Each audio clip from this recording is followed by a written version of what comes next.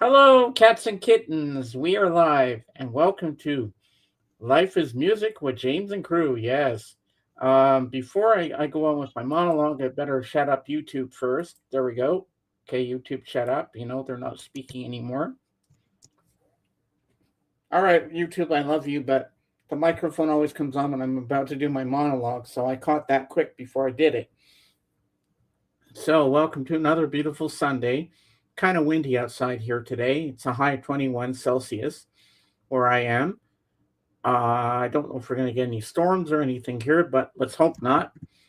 And I guess around where you are, you probably have those forest fires and you can smell them, I guess. So I'm coughing.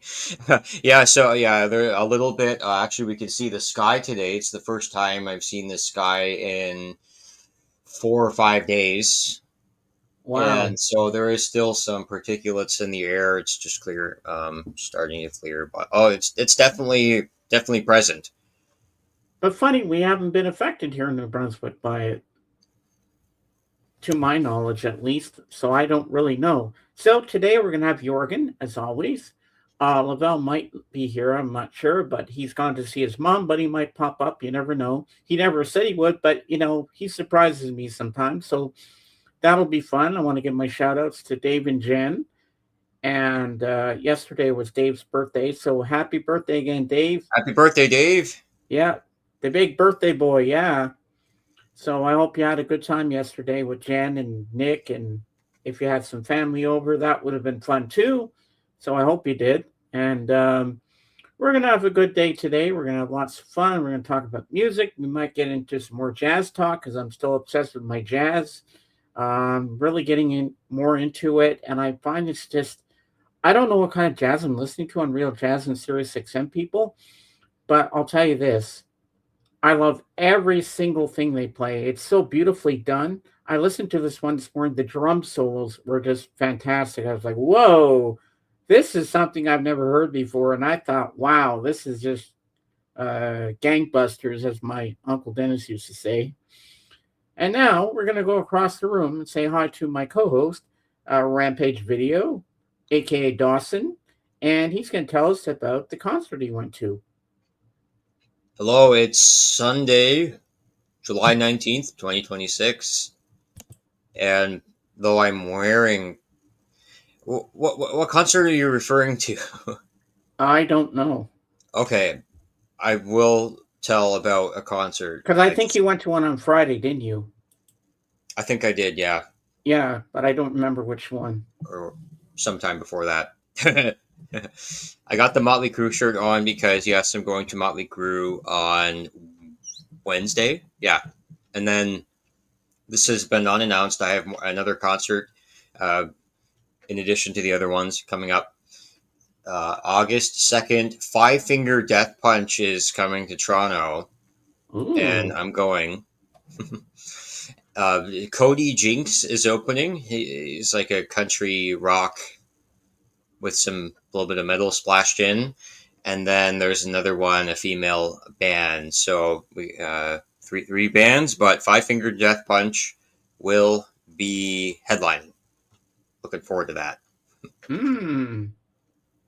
The last concert that I can remember that I went to, I talked about it on Kate's. It was Jason Newsted opening up for Blackberry Smoke.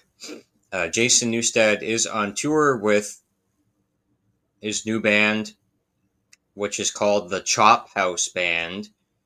And as far as I know, it's another good classic metal outfit for him to express his music. And I only caught one song, which was "Creeping Death." It's a fan favorite. I think it's a one that Jason Newsted really likes to play with Metallica. He has a lot of fun with that, especially with the backing vocals. And so when I listened to it, it sounded so it sounded sharp. It sounded the production was fantastic. It was heavy but yet well rounded at the same time. It was heavy in the fact that Jason had his um, like uh, like a plunging guitar, like bong bong bong. It was Mm. very like treble based, treble in his tuner, and but at the same time, when they do Creeping Death, the guitar riff, yes, it had that the heavy metal distorted guitar riff, but also at the same time, there might have been a keyboard or something going on at the same time that made it sound symphonic. Die Mm. by my head, dun, dun, dun, dun, dun. And it was like some orchestra almost. Ooh, I like that. But it could have been the way I was perceiving it, but also that they might have added just some extra theatrical elements to kind of round out that end. But it reminded me actually of King Crimson in a way where they do 21st Century Schizoid Man.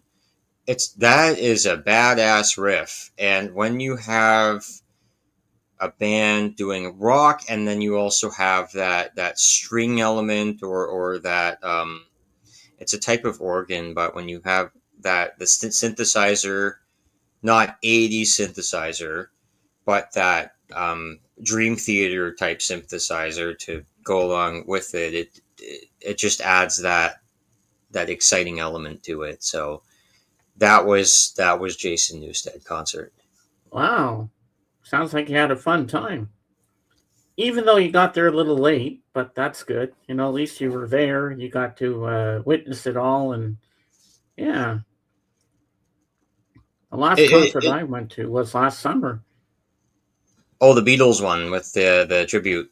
Yeah, that's the only one I've been to in a long time, and I haven't been to a concert since then. Where's all my fans today? We got 0 people in here. I know they'll be here. Sometimes they come in a little late, but they always come. Yeah, it's that little the Atlantic time. Yeah, and also it happens with Kate too. People come in late, and yeah, sometimes I don't get all the likes, but certain ones I get a lot more likes than other streams we've done. But you know what? We still have fun. We still do it. We keep going on. The show has to go on, and we just carry on as best we can. So now, Dawson, tell us a bit about what life is music. What's your take on it? Life is music. Life is the thing we're living in that we have. So, if you break it down a bit more um, from a larger view and you start to look at smaller pieces, that's vibrations, musical vibrations. Everything is what time, space, matter, and energy. So um, the combination of that is the musical vibrations of rock and roll, or just any music. That Yeah, is kind of the link between what is it like human existence and the greater, the being one with life. And so after reading a Buddhism book and also a yoga book, they say that Om is the one of the vibrations that is a higher vibration. It leads you closer to being one with yourself or one with your surroundings, and hope hmm, and eventually, hopefully, like when you do it right, or you practice a lot, or you practice meditation, you are one with everything. Now, we always are one with everything, but we don't always recognize it because of daily life. Daily life, there's wind blowing, trees moving, cars, um, signal noises, notifications. So there's just a very slight disconnect where you feel kind of separated from your environment, And music in some ways, but also like chanting or transcendental meditation and other forms make life more colorful, and so life is music. I like that analogy. That's beautiful. And you know what? Also, music for life is music to me is it's the theme. It's the theme song to your life. Like you have a certain band that gets you through every day. Like for me, it's the Beatles, as everybody knows. And now I'm falling in love more with jazz, and jazz is becoming a big part of my life. So that's another theme in my life. You know, loving jazz, loving Miles Davis, John Coltrane, Dexter Gordon, Charlie Bird, and all those guys. You know, and I think that if more people listen to music instead of fighting with each other, this would be a better world because music is therapy. It's healing. It makes you feel like you're someone. It makes you feel like, hey, it's not so bad out there. You can get. I like to listen to Sirius XM a lot. I switch to different channels they have on there, and I listen to it, and then I like to zone out. You know, I just get lost in the music. I zone out, forget where I am, and then I'm lost in my own little musical world. And then I go upstairs after to see my sister for a few minutes, and I say, I zoned out. And that's a good feeling when you zone out to music because you're lost in it. You're taking in every little thing that music can offer you. And that's what I love about it. That's what music means to me. It just means love, being loved and being happy, and music brings people together. It's universal. Like, you know, you could be fighting with someone. You say, hey, listen to this song. And then you forget what you're fighting about. And that's what music means to me. And there's so many genres of music that everybody loves out there. I'm not much on the rap stuff, but I do like Fresh Prince and Yeah. DJ Jazzy Jeff. I like that. And I also like that one where they do. Well, it's not them, but I forget who does it. Maybe it's Naughty by Nature. I think Hip Hop Hooray Ho Hey. Remember that one? Hey, oh yeah. Is that Naughty by Nature? Oh, I can't tell you. I don't know. Well, I want to get back on the jazz thing, if people don't mind, because I'm getting into the jazz thing. I know we mostly talk about rock and roll here and heavy metal, but I want to get some jazz in here because I'm starting to fall in love with jazz, and I want to talk more about it because it just makes me feel good. Um, who are some of your favorites, Dawson? Some of my favorites, well, I would probably say I resonate right now with Art Blakey, the drummer, because we usually hear about the other two cats. You know, they'll come to your mind when you think of them. And the next one is Art Blakey, and the way that his it just his snare rolls are just right, and they roll nicely right into the toms, and then he can do that really cool low ride, and it really sets the foundation for the other music that happens around it, and that music, I would there is a bebop type style to some of the music, and maybe a saxophone that will jump in with some of it, but it's very conducive to a rock feel. There's some rock elements there that drive, but also at the same time letting that drum interact with the other instruments just right. Hmm.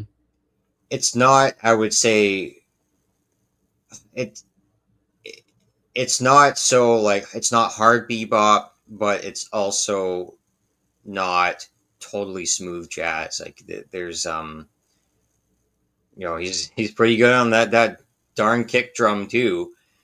And when he gets going, he doesn't play as heavy as Buddy Rich. There we go. But I think some of the stuff in the '70s, he didn't get totally fusion, but there were some fusion elements that were. He just didn't get too spacey. He just got pretty Mm-hmm. grounded, and the rock guitar that kind of goes along with it is what kind of fits with what I like. An element I like about jazz is that rock element to it.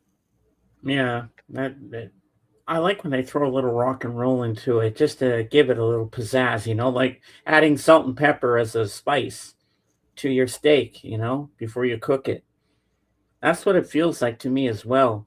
And what I like about jazz, I love the stand-up bass. I love that doom doom doom doom doom doom in the Hmm. background. It just blends in with the drums and you hear that and the drums and then doom doom doom with that stand-up bass. It just I get goosebumps when I hear that. It's just a lovely feeling when you hear that kind of stuff. And it's not just the instrumental jazz. I like the jazz singers. Like one singer I really love listening to is Ella Fitzgerald.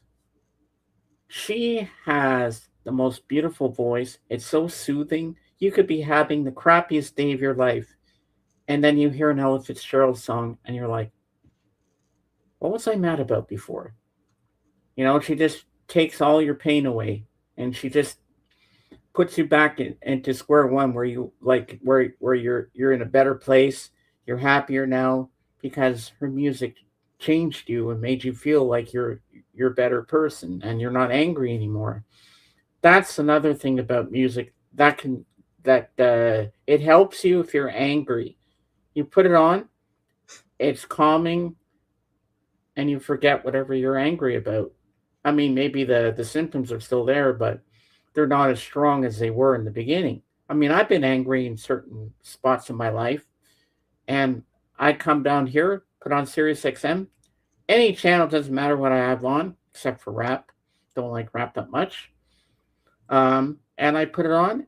I get lost, zoned out, calm down. I'm like, okay, I'm not mad anymore. It happens like that with music. Music just pulls you in and doesn't want to let you go, and that's a good thing. Um, yeah, but I'm just hoping that more people will listen to music a lot more, and like I said before, and stop fighting because there's too much drama in this world, and we don't need any more of it. We need people all loving each other and happy. And music is universal. Music can bring everybody together. I want to hold hands across the water with everybody and bring peace to the world. That's what I want to do. I want to do what John Lennon started. I want to make everybody happy and we can all sing across the pond. All we are saying is give peace a chance. I want to see that happen one day when everybody around the world holds hands like that and sings and chants those words. Don't you agree, Dawson? It is ideal. I'm trying to look for the peace within myself and within my close friends and comrades. I did have a push for the global thing for a long time, and a lot of it hopefully should be common sense. Yeah, like there there obviously is still some conflicts going on, um, but that's history. His historical history repeats itself, and yeah, I do agree with you there. Yeah. Yeah. Now, how's the FIFA World Cup going? Who's playing today? Is this a big one? A big one today? Oh yeah, this is the big one, if not the biggest one, at least for this tournament. Argentina will be facing Spain at 3 o'clock Eastern time in Ooh. New Jersey. So yeah, I will be tuning in. at the local pub and Nice. at the watch party there. It's it's just pretty important culturally, I guess. But it's Yeah. I could be at home or organizing things, but it, it's just an external event that happens, and it's It's something you have to share with other people. just a way, yeah, a way to get involved because I want to. I want to live life to the fullest, and I am living life as full as I can. All the concerts I've been going to, but Hey, Mr. Beckham, welcome in. Mr. Beckham, hello. That's just an important element of my life. If you're not busy, Mr. Beckham, you can come up and join us if you want to. You're more than welcome. Just say the word, and Dawson will put the link out. Yeah, it's nice to have you here again. And I hope you had an amazing birthday. And when do you go to Las Vegas, or did you already go? And did you call Danny when you were drunk? Because I heard you did What? that before. You've done that before too, or oh my god, that must have been funny. No, Mr. Beck and Michael way back. Yeah, we've been friends for a long time, so yeah, he's a good guy. Yep, and Mr. Beckham, yeah. Thanks, James. Well, I had a great trip to Vegas. Ooh, did you win any money at the slots or anything, or did you play any card games or what? And by the Hello. and by the way, Mr. Beckham, it was too expensive. I had to cancel Disney Plus, but I kept my Sirius XM and my StreamYard, so I'm happy with that at least. Because with my mom not being around anymore, we're on a tight budget. But I kept the two best things. And you know what? I thought I'd be more upset about losing Disney Plus, but I'm actually not. I'm okay with it. Sometimes these things happen, and you got to sacrifice things in life. Hey Zeb, how you doing? Hey, Don't Seb. forget to smash that like button. It helps with the algorithms, as Royce in the house always says. Oh, by the way, what's the theme on Royce tonight? They were talking about Rolling Stones last week, but I don't know. I haven't looked yet. No, just pool time and hanging out with friends. Oh, that sounds like fun. I hope you had a good time. Yeah. I've never been to Vegas, but I'm hoping one day I can. Because I want to go to that hotel where Elvis played. Even if there's no Elvis there, but I want to see where he actually played. I want to stand on that stage where Elvis stood back in the day. You have all the movies and shows on disc. Yeah, I do. It's okay. You can tell me about it. And but I'm dying to see The Mandalorian and Grogu. I'll figure out a way to see it. I'm not worried about that. But yeah, yep. Here we go. Now more people are coming in. It Boom. just takes almost a half an hour before people pile in. I know nobody leaves me. They all support me. They have since day one. Thank you all for being here today. I'm appreciating all of you, and I'm dying to know what you think of life as music. So let us know in the comments below. And a big movie that opened on Friday here, well, everywhere pretty much. I'm hearing a lot of good things about it. The Odyssey by a great director, Christopher Nolan. I really, really want to see that movie so bad. It looks good. It's um It's about Greek mythology, but they don't have the Medusa in it. So there's no Medusa, or as she's called, the Gorgon. But I remember the first time I ever saw Clash of the Titans, the original from 1981, not the remake in 2010. That one was okay, but it didn't hold a candle to 1981 with the stop motion animation effects. Because I love the way they did the Medusa and the sound effects for her snake tail when it goes and the three-headed dog, the kraken, and all that stuff, and Calibos. I mean, those are all stop motion animation. The three-headed dog is kind of weird, but the way they did all that, even those special effects back then for the early '80s, was pretty good. And how they made the Pegasus fly and everything. I'm sure that was stop motion as well. But that movie cannot hold a candle like it. That movie was so good. So I'm a little disappointed that there's no Medusa in this one because it's all the Greek mythology. But I still want to see it because I heard a lot of good things about it. And I heard it's really long too. 2 hours and 52 minutes, almost 3 hours. But I love long movies like that, you know. And Christopher Nolan, he's a great director, and it looks like something I really want to see on the big screen. But they say in certain places, but I'd have to go to Moncton for that because they have an IMAX theater there, and they're showing the movie in 70 millimeter. That would be cool to see it like that. But I just got to go with my regular screen at my regular local movie theater, and I'm okay with that. Hey, it doesn't matter if it's not the fancy IMAX thing. As long as I get to see the film, that's all that matters. My popcorn, my Coke, I'm ready to go. So yeah. But yeah, I really want to see that so bad. And then there's the Spider-Man brand new day that's coming out. I think next week, this Friday, I think, if I'm not mistaken. And then there's the Avengers Doomsday because this Spider-Man's leading into it.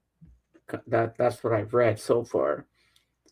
And yeah, so there's a lot of movies to look forward to. Some things you got to see on the big screen, and you can't wait till it comes to streaming. You have to see these on the big screen because you know what? Hey, it's better that way. The surround sound and all that, and the popcorn, and just the vibes of being in the theater. That's kind of fun too. Mm-hmm. Yeah.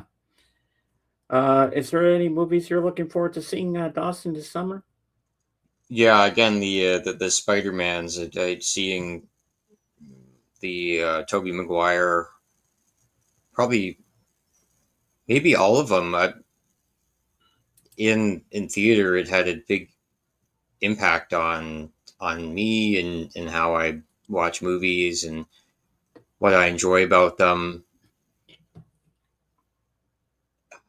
I can't really think of any other movies that are coming out or any documentaries, rock or mockumentaries, because they I think they already put out Spinal Tap.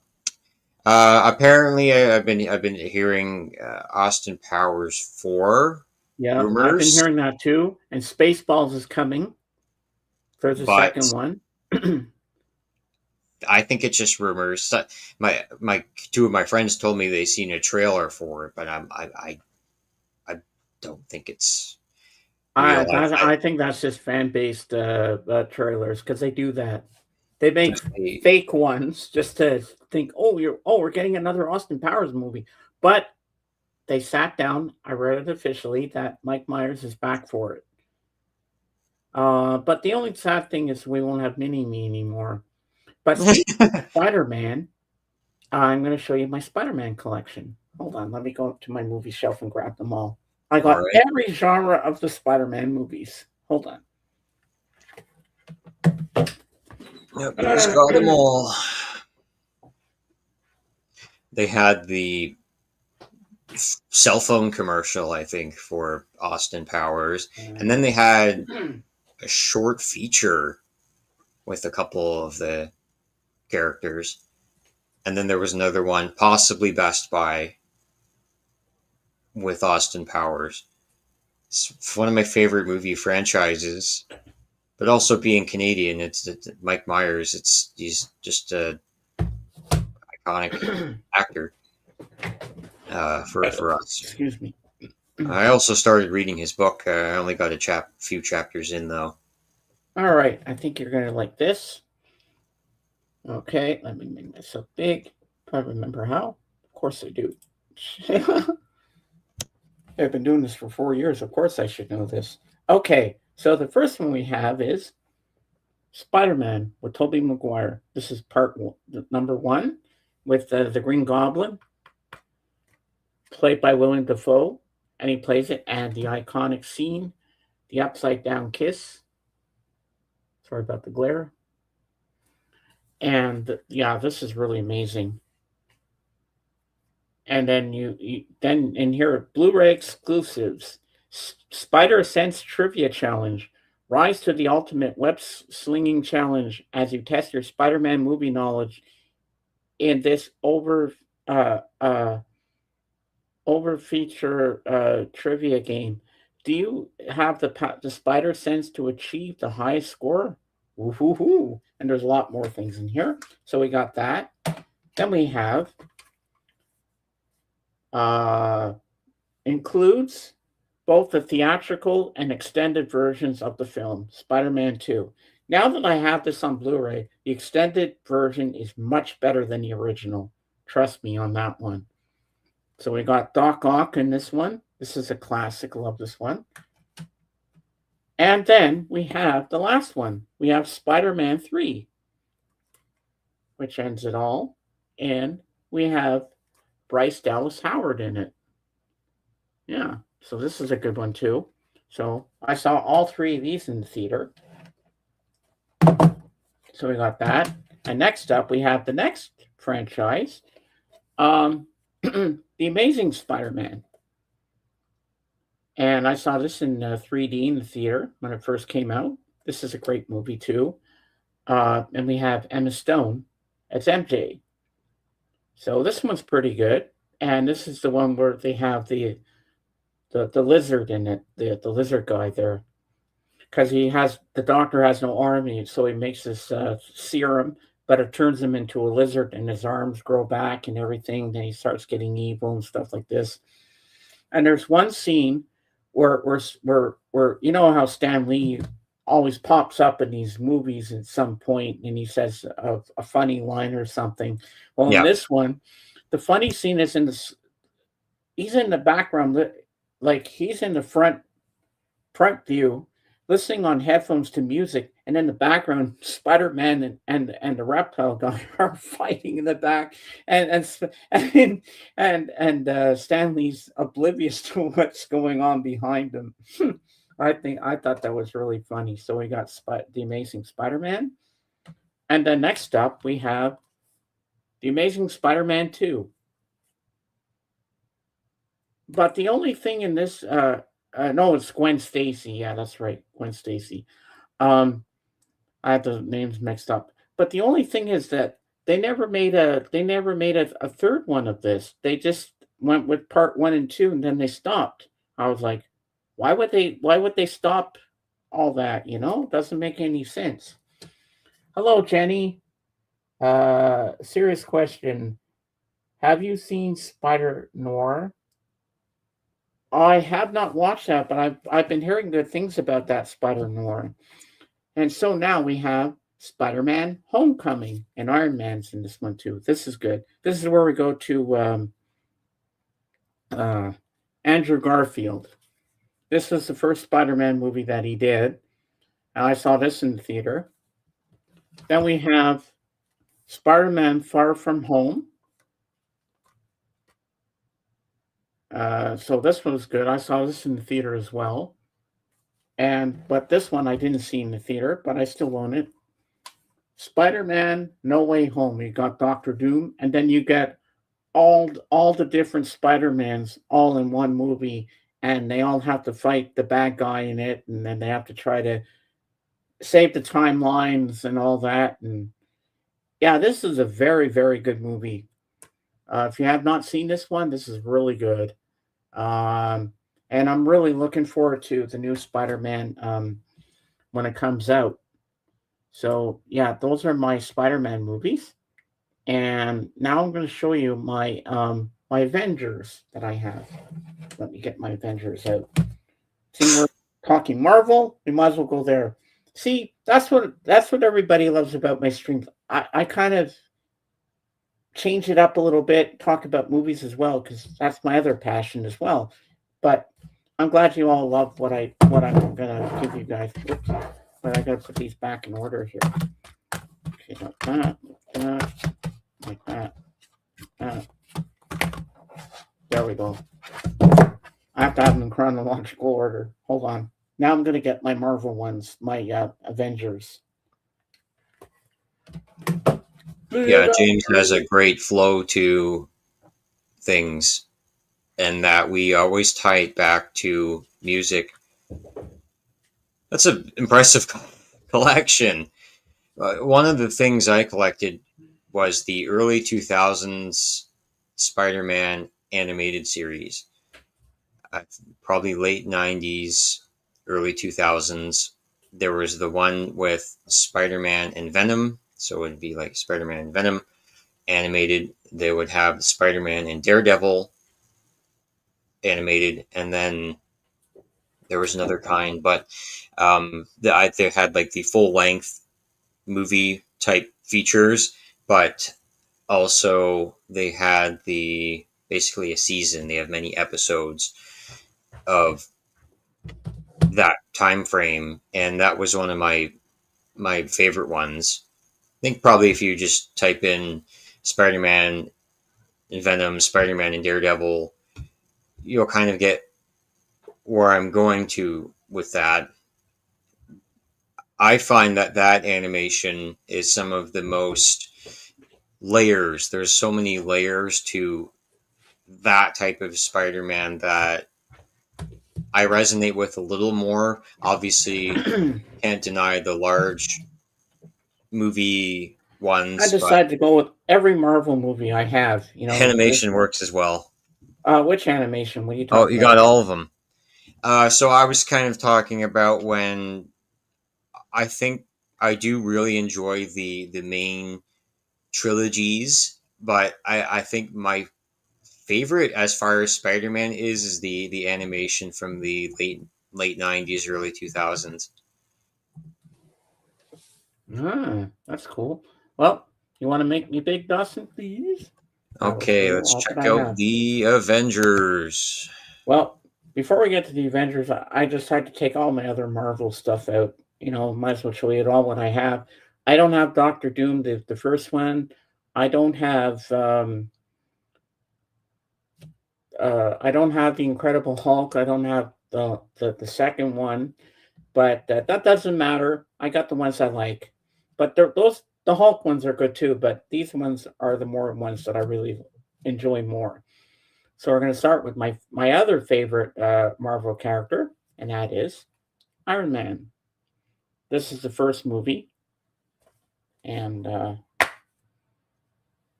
you go.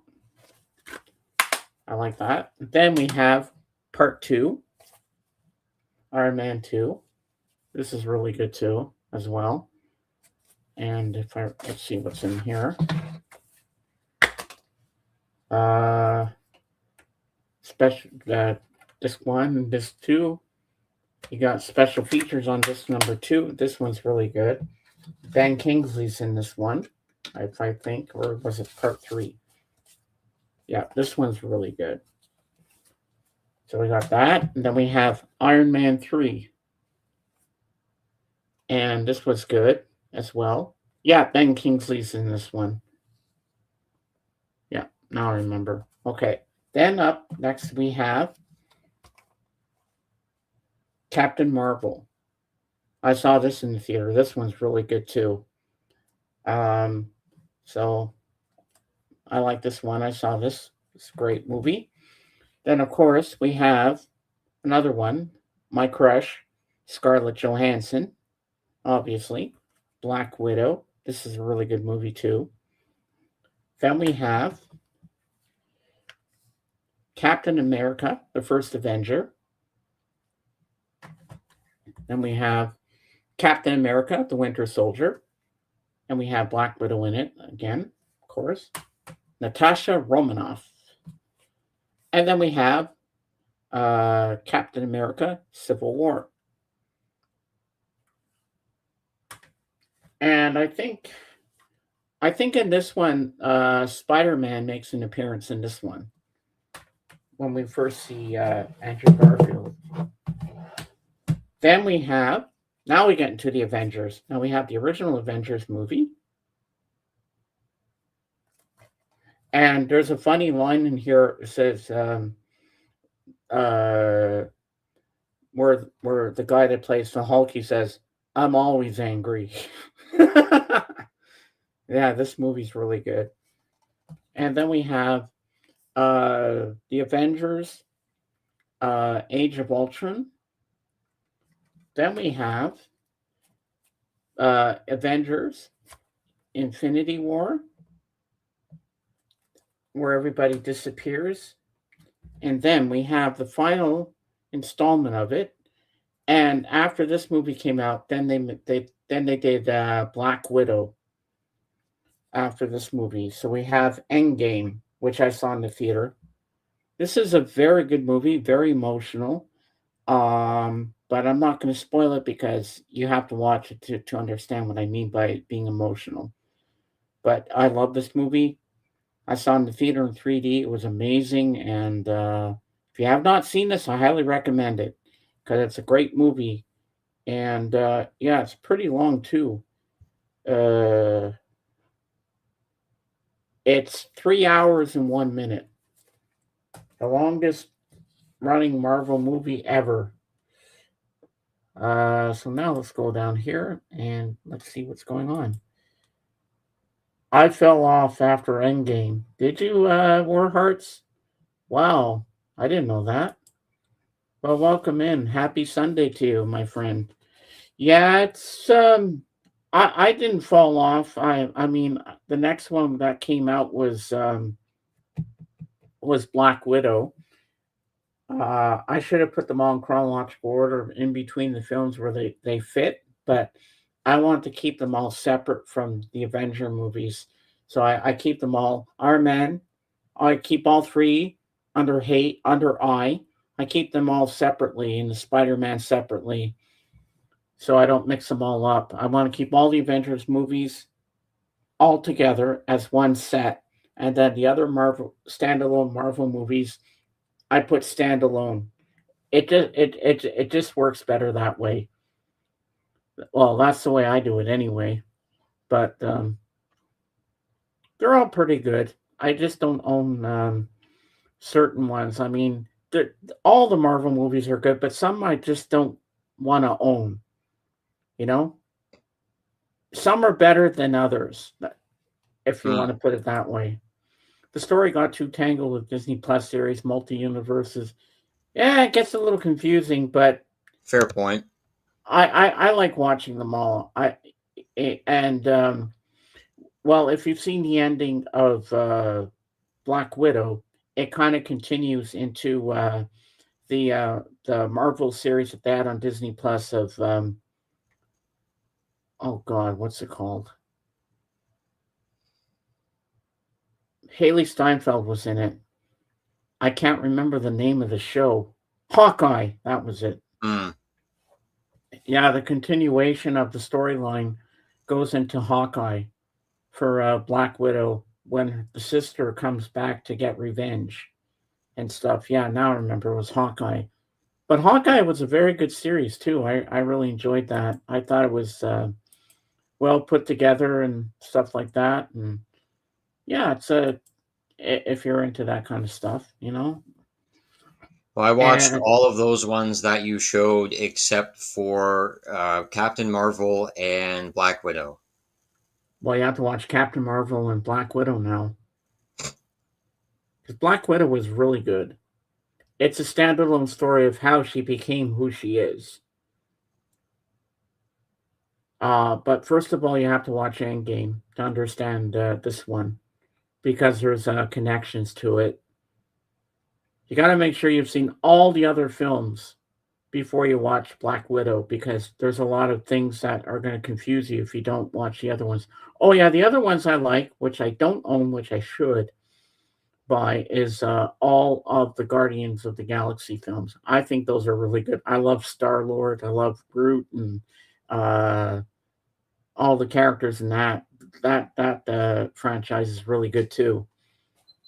I know that Kate does because Kate went to see them all. It lost the charm of Captain America one, Iron Man one. Well, yeah, the second Iron Man was pretty good too. I thought because I saw it in the theater and I thought it was just amazing. Yeah, Guardians is good, great. Yeah, I mean there's some good sense of humor in that movie. There's some really good jokes. Excuse me, but I'm gonna swear for a second because I remember it was Guardians of the Galaxy Part Three, um, where they're getting into a normal car, and they've never driven a car before, and they didn't know what a car was like, and then he says, "Just open the fucking door and drive the fucking car," or something like that. I was cracking up because they didn't know how to drive the car, so they're all trying to get in the car, and they don't know how it works because they're up in the galaxies driving spaceships and whatnot, and Rocket. I love Rocket, the little raccoon guy. Rocket is really funny. Like he's a good character, and there's a lot of background on how he became who he is. There's a backstory on him in part three, which I thought was really, really well done. But yeah, sometimes Marvel stuff can be pretty confusing. You got all these different series and stuff, and um, uh, isn't X-Men Marvel as well? Yeah, so I think X-Men kind of started out around.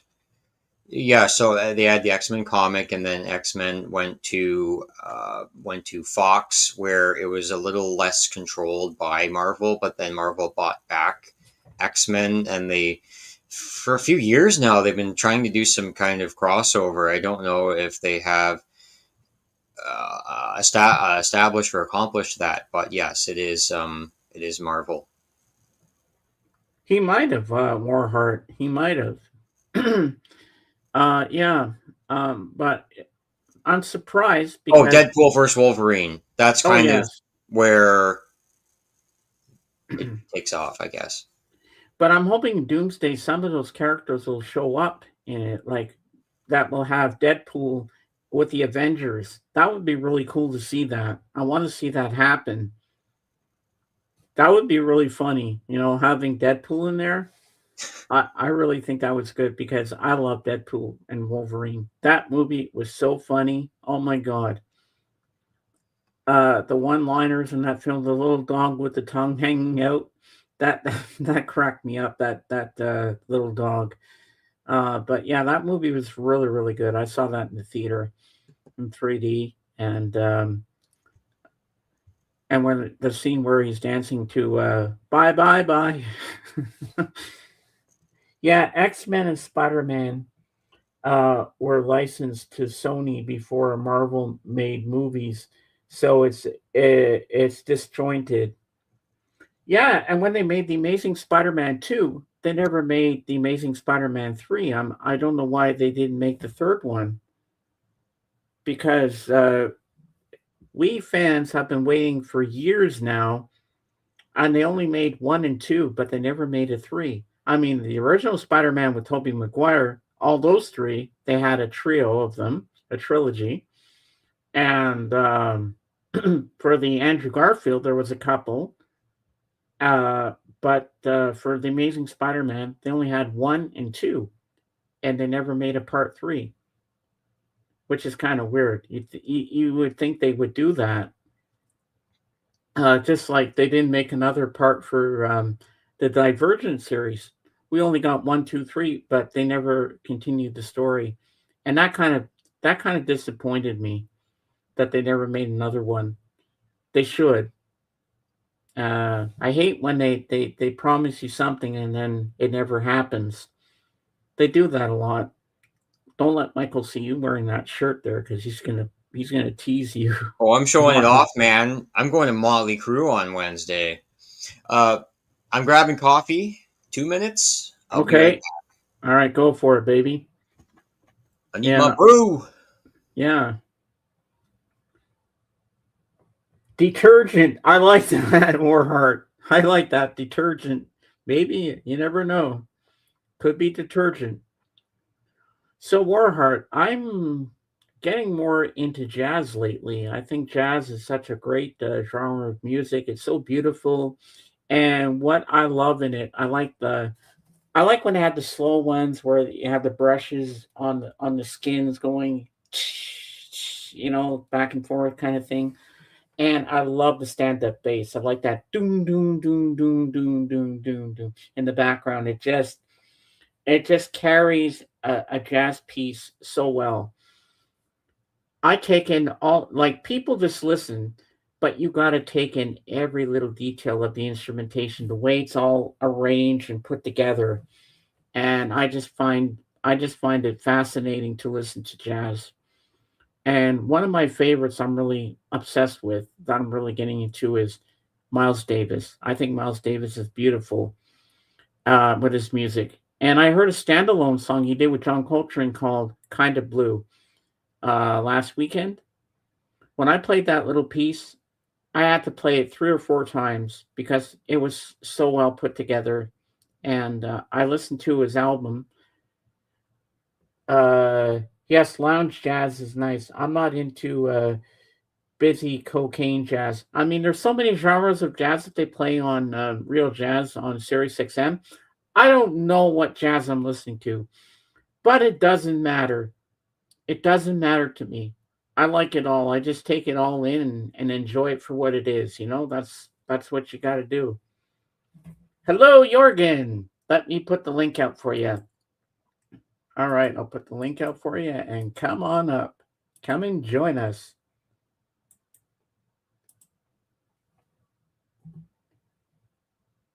Oh, Warheart, have you heard the new Rolling Stones album? It's pretty decent. One song on there that I really like is pretty catchy. And hey, Mike, welcome in. It's pretty catchy and it's a great song, and I think it really depicts Mick Jagger a lot. It's called Mr. Charm. That song will stick in your head. You'll be singing it for days. I think that's the most popular song that everybody seems to be liking on that album, which I think is pretty good. You have not heard it. Well, you can listen to the whole thing on YouTube, the whole album. Which you know what? I'm gonna put the. I have to go back to Kate on Facebook, and I can put the link here in the chat for you, and you can. If Jorgen comes up while I'm doing this, just pull him up. I put the link out for him already because Jorgen's here. I heard Mr. Charm, so I showed up. Mr. Charm, Mr. Charm. Yeah, it sounds like Mr. Clean, Mr. Clean, Mr. Clean. Oh yeah, what was I doing? Oh yeah, I was getting the link for And detergent. I was getting the link for Warheart here for the Stones album here.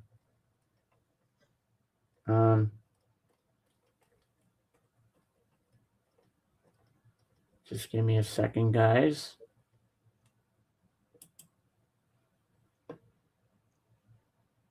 Okay, let me copy.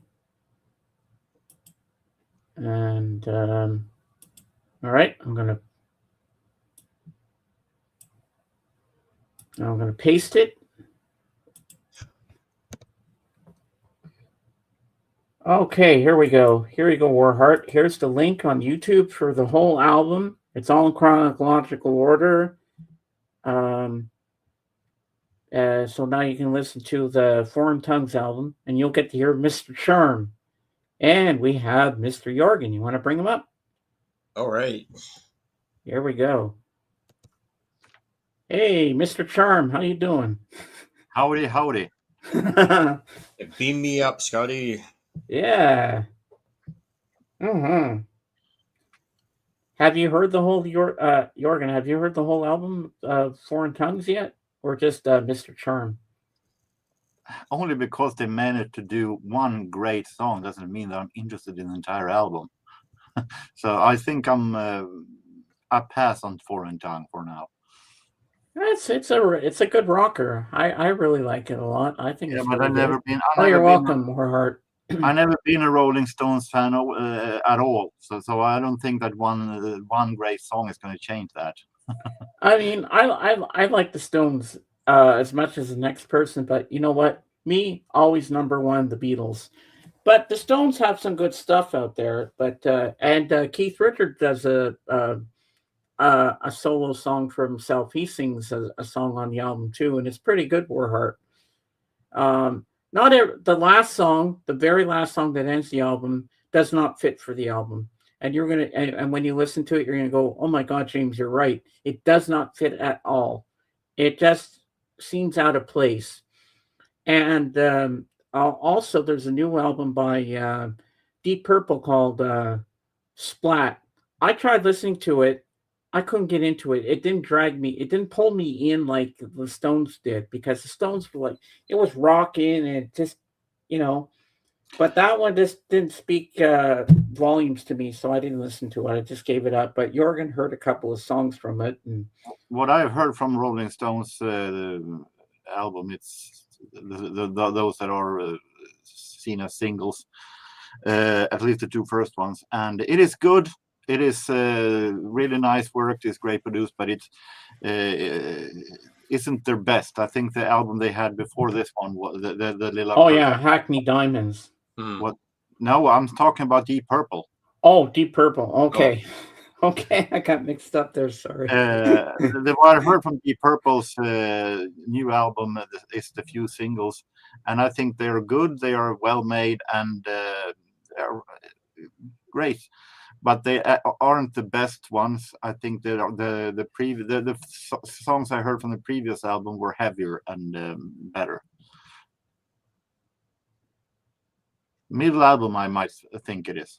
Oh, you played it 4 times already, Mike. Yeah, I tried getting into it. I tried listening to it for Kate. I just couldn't pull myself into it. It just didn't have that, oh, I want to hear more. I want to hear more, type of feeling for me at the time. But at least I like the Stones album, so that's pretty good.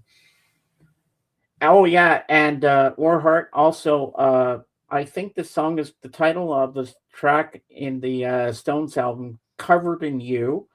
I think that's what it's called, if I'm not mistaken. And Paul McCartney plays bass on that one.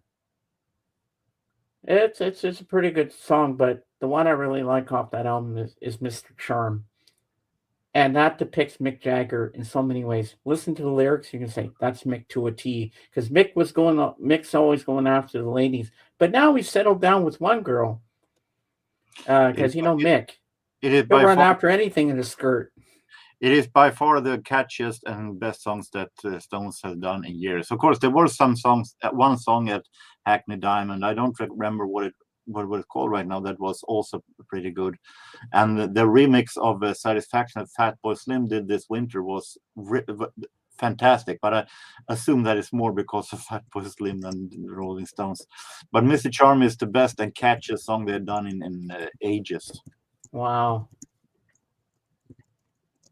So, Jorgen, a guy who doesn't listen to Rolling Stones normally is okay. Yeah. Mm-hmm. So, you have anything new for us today? Yeah, and I didn't show last week because last week I was only on the bus station. Oh, yeah, that's true. Yeah. All right. You want to make a big Dawson, please? And let's see what he's got to show us. All right. Some 45s, starting with last week's first.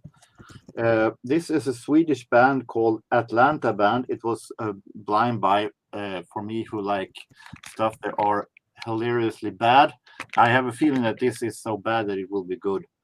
It is a song called Ditt Alcatraz, Your Alcatraz. And they were winner in a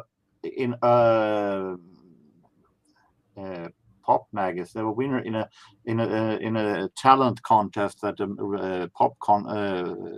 girl magazine had in the 80s. So it can be whatever. But was it good? I haven't listened to it yet. Oh, okay. But this one was I talked about before. This is Agneta Fältskog from ABBA. Oh yes. Oh yeah, that's the one you told us she got. From 1968, her 4th single ever.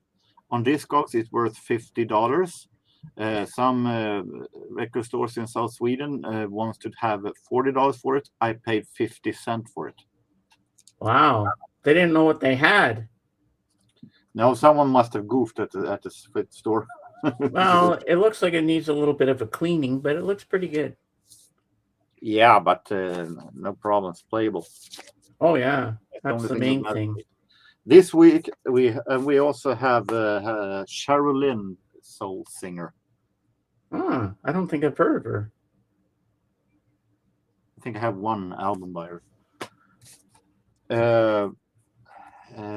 This week we have a Swedish schlager or band called Pastellerna, the Pastels. And it's a song called Idag är det vår, Today it is spring. I've heard it on a Swedish radio show and I was happy to get a hold of it.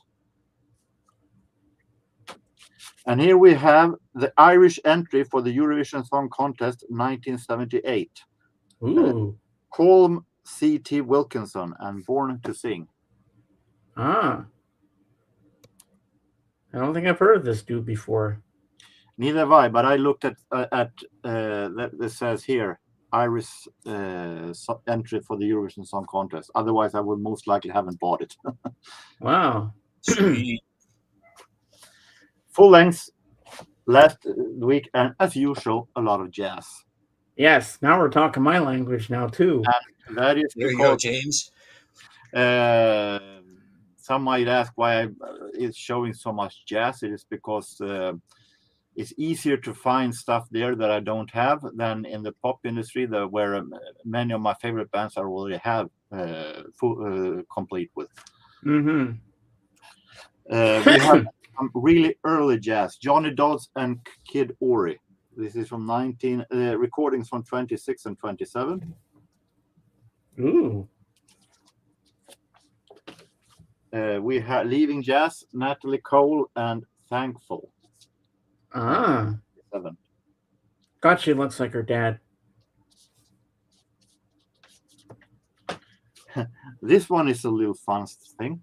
This is Count Basie and a double album set with mostly small bands, and I didn't stuff that I don't recall that I have actually. So I'm very happy for that. It is not only Basie, it's by Basie and stuff with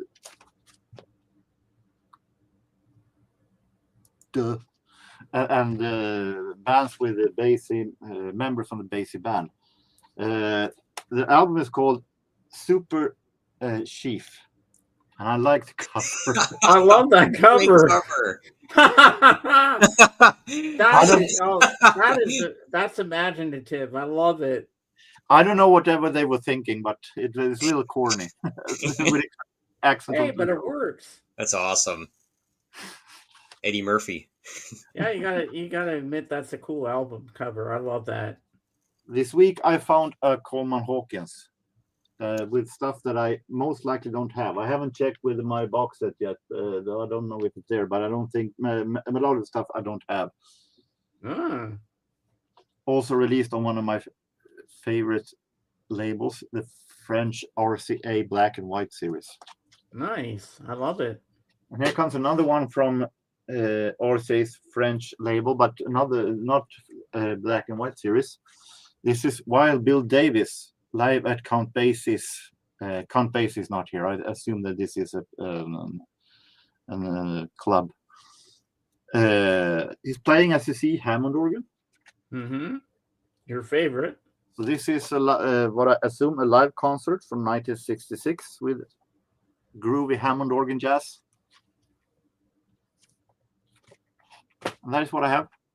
Wow, that's pretty good, Jorgen. Now, you know the question I'm about to ask you. Do you have any Miles Davis in your collection? Yeah, and I've shown it also. Oh, yes, you have. That's true, you did.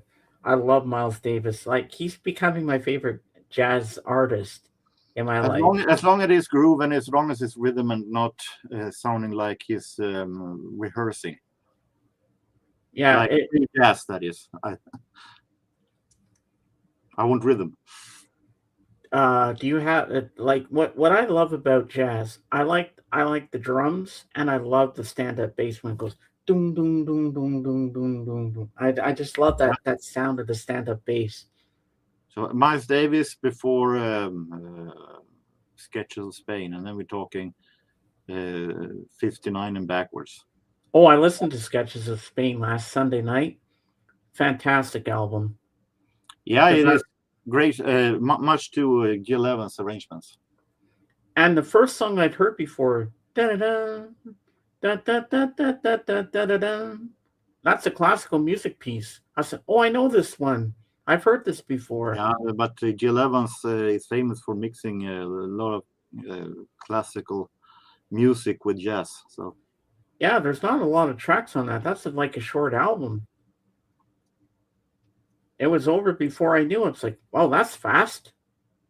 But it's a great album. I can see why everybody likes it. The arrangements, the production value of it, it just speaks volumes. It's beautiful. then I recommend their work together with Porgy and Bess, Miles Davis and Gil Evans. That one is. Oh yeah, that's what Lavelle said. James, you're gonna like Porgy and Bess. I said, oh, I definitely have to listen to that. So that's Miles Davis as well. I'll definitely have to check that one out on YouTube at some point. Yeah, that sounds good. I want more. I'm hungry for it now. And the other night, I was listening to Real Jazz on Sirius XM, and I heard the most beautiful. I don't know. I forget the woman's name. I forgot to write it down. What the lady's name was, but she did a really beautiful jazzy version of Joni Mitchell's Big Yellow Taxi, and she had doobie doobie doo at the beginning of it. I was like, whoa. I've never heard anything so freaking cool like that one was. I was like, and I never go. I stupid me. I forgot to write down her name. Now I'll never find that piece because I want to send it to Jorgen. I'm like, Jorgen, you gotta hear this. This is so cool. But this morning I did write something down, and I'm gonna type it in the main chat so everybody can hear it. The drum solos in this thing were like, wow, blew my mind. Now let me find the paper I wrote it on. It's somewhere here. I'll find it, people. Don't worry.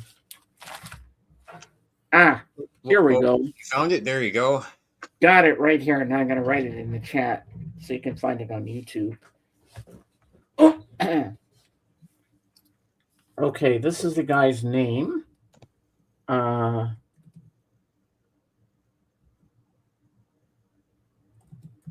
Ahmad Jamal.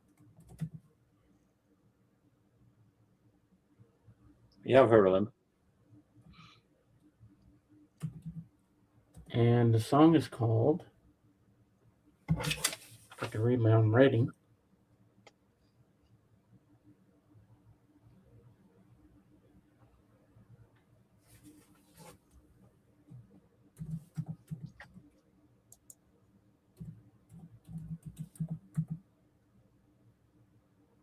Did I spell that right? I can't even spell. Come on, James. There we go.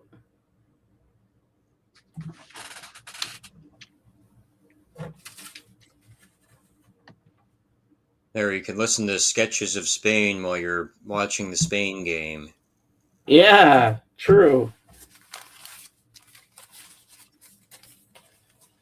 It's a long piece of music, but wow, the drumming in there was so amazing. Like this guy was just off the hook with his drumming, and it's like,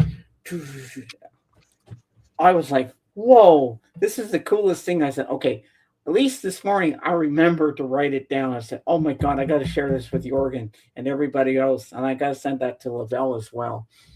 I'm like, this piece of music just blew me away. I was like, wow. Mike owns 18 Miles Davis CDs. Wow. You got to listen to the song KO by Miles Davis, James. Oh, I plan to. I want to hear everything Miles Davis has done. I'm like, knowing Zeb, I think it is more of an experimental, but that's me thinking about Zeb. He's more into free jazz. But what they play on Sirius XM on the Real Jazz channel, I don't know what kind of jazz I'm listening to, but it doesn't matter to me. I'm loving every minute of it. It just makes me feel happy, whatever I'm hearing, because I love it. And I think it's Saturday or Sunday nights. They have they have live from the House of Jazz. They do a jazz concert every. I think it's Saturday or Sunday nights. I listen to it. The host is amazing. I forget his name, but wow, the concerts they play are just, oh my god. And Jorgen, I wish you were still awake at that time because I'd share the screen and we could listen to the concerts together. You'd love it. And then there's a YouTube channel called it's called Smalls Jazz Club, and every night they have a jazz uh, uh, trio or quartet or something. They come on the stage and they play. It's a little small stage. I don't know how they get the freaking piano under the stand-up bass and the drums. Like there's not much space to move around. It's like you feel like you're in a can of sardines. But I would assume that it is more on modern recordings. well, everything's live, but I can send you the link if you want, Jorgen, if you want to hear it. And you can also watch the replays if you want to see that. I subscribe to a channel called Funk, Soul, Blues, Jack, Rock, Pop, Live Music, and he had some live recordings. He had the live radio recordings with only audio. He also sometimes releases stuff that are already on album, but I try to avoid them.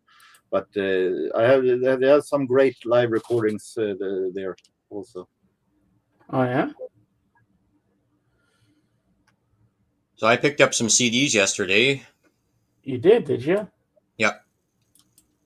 The ones wow. I picked up are Bob Seger and the Silver Bullet Band Greatest Hits. I have that one. Yeah, I like Bob Seger. That's a staple. I got Journey Greatest Hits. Nice. There was a Nickelback album from 2013. They just had the disc on there. I got 2 Elvis CDs. Ooh. I can't think of what they are, but they're pretty much like a generic, like greatest hits, top 10 or whatever. Yeah.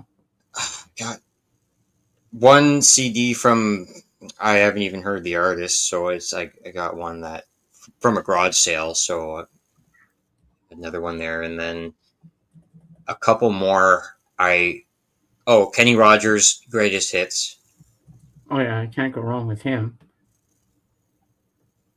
And yeah, a couple more, but that's just something I just got yesterday. I'm halfway through the Silver Bullet Band Greatest Hits.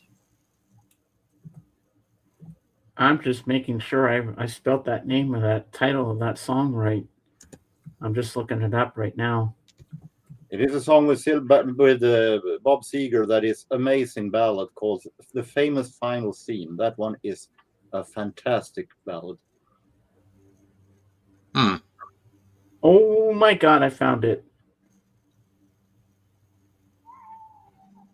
If he's stupid, the ads would go away and I can send it to you guys.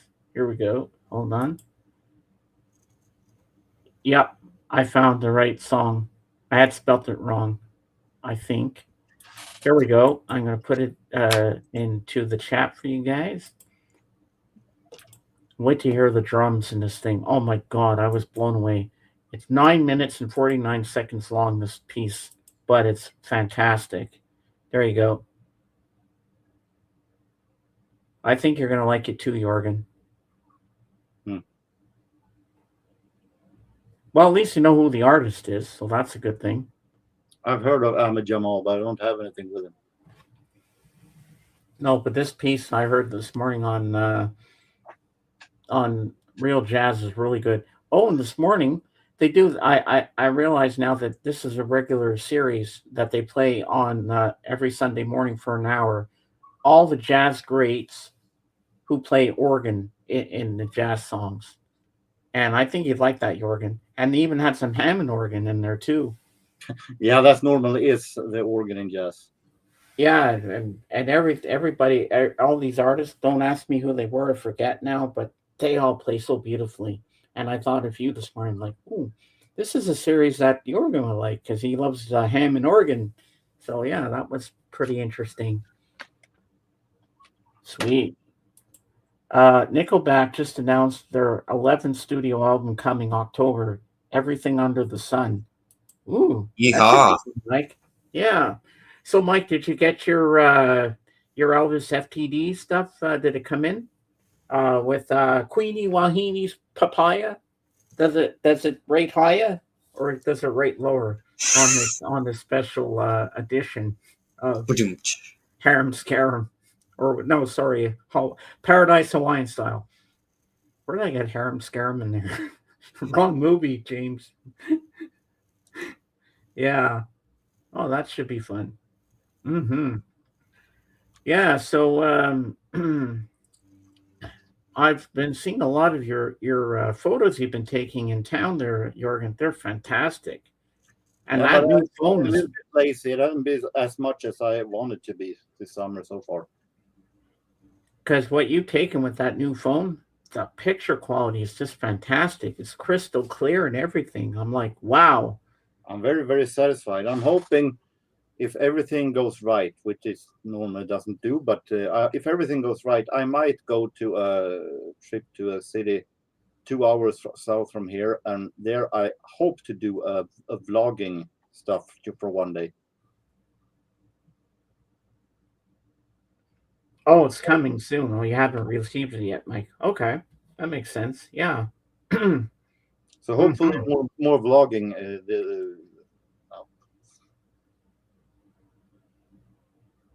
Yeah. Well, I've got all my top 10 Aussie and Black Sabbath songs ready for Wednesday for Aussie Day because that's the 1 year anniversary that he passed. But you know what? You'll get a sneak peek, and I'm going to read them all to you right here. Oh, damn. So we got Aussie and Black Sabbath songs. So we got and Aussie. So we got number one, Mama, I'm Coming Home.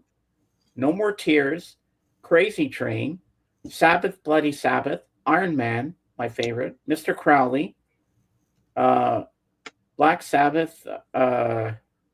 Well, yeah, that's the name of the song, Black Sabbath. War Pigs, Children of the Grave, and Saban Saba Cadabra. So that's my list. And I've It hardly took heard. me 45 minutes to write that damn list.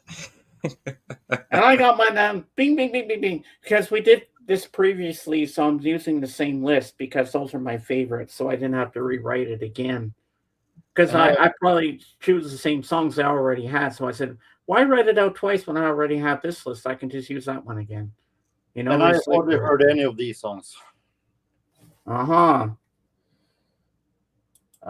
I believe there is 6 takes of Queenie Wahini. I cannot wait to laugh my arse off. Well, you're going to have a lot of fun with that one, won't you? So where did you buy all your CDs, Dawson? It was a garage sale, so it was about 5 or 6 CDs. Actually, wait, no, five. Probably around 7 CDs. I offered $350 for it. They took 5, so that's kind of what I was aiming for. And it's just the kind of time where yard sales are happening, and I happened to come across one. I had some extra coins on me, and I just heavy into CDs. I go through them so fast, and when I'm in my car usually, and well, that just happened to be the next round of albums till I get to the next one. Mm-hmm. Now, I think you're the one that can answer this question. There's a movie called A Man with a Horn. Do you know what movie that's about?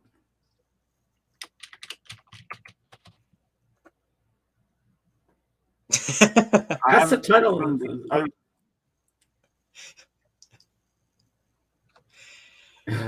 I've heard of the title, but I can't recall it right now, so I'm checking.